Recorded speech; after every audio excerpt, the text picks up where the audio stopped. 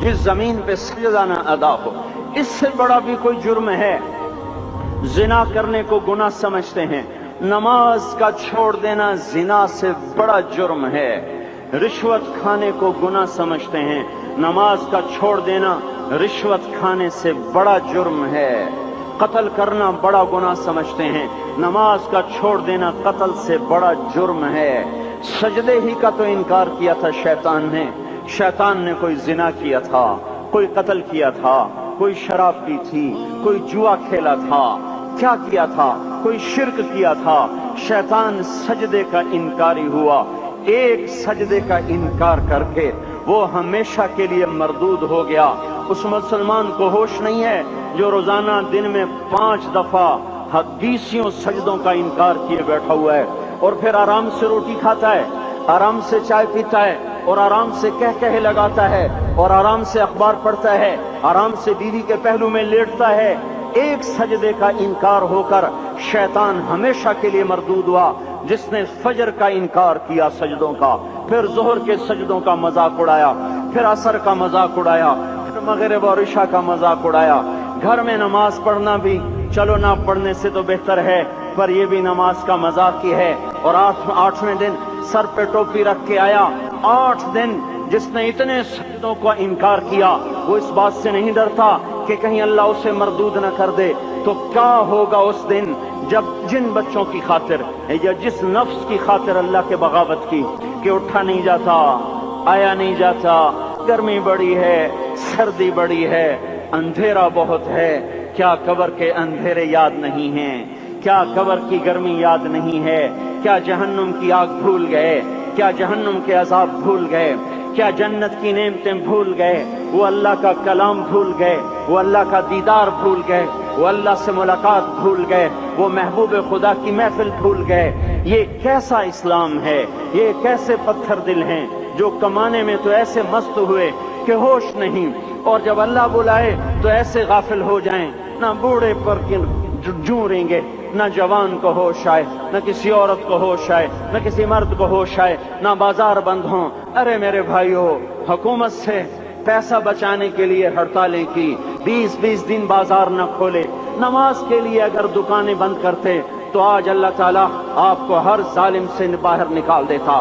کوئی ظالم نہ آپ کے مال پہ ہاتھ ڈالتا، نہ آپ کی عزت و آبرو پہ ہاتھ ڈالتا۔ دن دہاڑے ڈاکے پڑے، کیوں پڑے؟ کہ ہم باغی ہو گئے، ہم نے اللہ سے بغاوت کر دی۔ کیا جمعے کے دن صرف اللہ بلاتا ہے؟ یہ جمعے میں اتنے کیوں آتے ہیں اور باقی دنوں میں کیوں نہیں آتے؟ یہ کیسی وفا ہے؟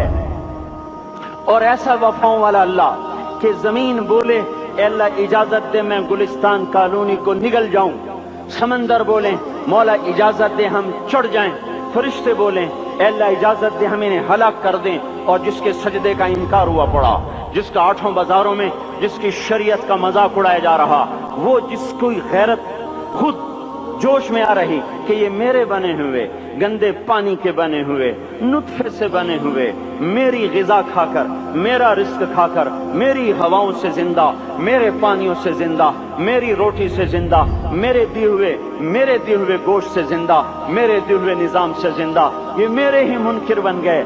1500 روپے کا ملازم آپ کو چائے کی پیالی نہ دے تو آپ کہتے چل چھٹی کر، ہم کوئی اور رکھیں گے۔ اور جس نے اتنا بڑا وجود بخشا، آنکھوں میں چراغ جلائے، کانوں میں خون لگائے، دماغ میں برق کی روئیں دوڑائیں، دل کو دھڑکایا، سارے بدن کے تو خون پہنچانے کا نظام چلایا، پھیپھڑوں کی فیکٹریاں چلائیں، رگوں میں خون پہنچایا، ہڈیوں کو غذا پہنچائی اور آنکھوں کو غذا پہنچائی، بالوں کو غذا پہنچائی، زبان کو بولنے کی طاقت دی، دانتوں کو کاٹنے کی طاقت دی، دو وہاں نالیاں لگائیں، سانس کی الگ کر دی اور معدے کی الگ کر دی، اور وہاں پردہ لگایا، جو غذا منہ میں جائے تو معدہ کھل جائے اور پھیپھڑے کی طرف جانے والی نالی رک جائے۔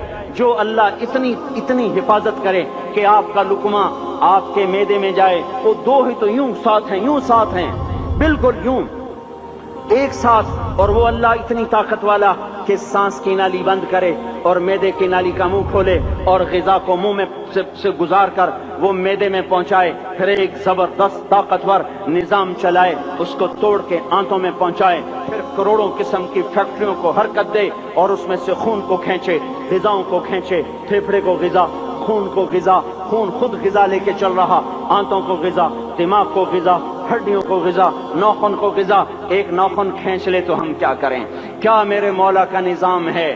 یہ ہمارا قبرستان ہے، مردہ سیل باہر نکل رہے اور ناخن کی شکل میں باہر آ رہے، پھر آگے جا کے اور سخت ہو رہے، تھوڑا سا ناخن زیادہ کٹ گیا، سارا دن سی سی کرتا ہے، سارا دن ہائے ہائے کرتا ہے۔ یہی ناخن میرا رب کھینچ لے تو ہم تو ایک ناخن کا شکر ادا نہیں کر سکتے۔ یہ جوڑ بنا دیے، سیدھا کر دے تو ہم اسی کا شکر ادا نہیں کر سکتے۔ میرے بھائیو، یہ سب کچھ کر کے پھر ہم اللہ کے باغی ہو جائیں، ہے کوئی عقل میں آنے والی بات؟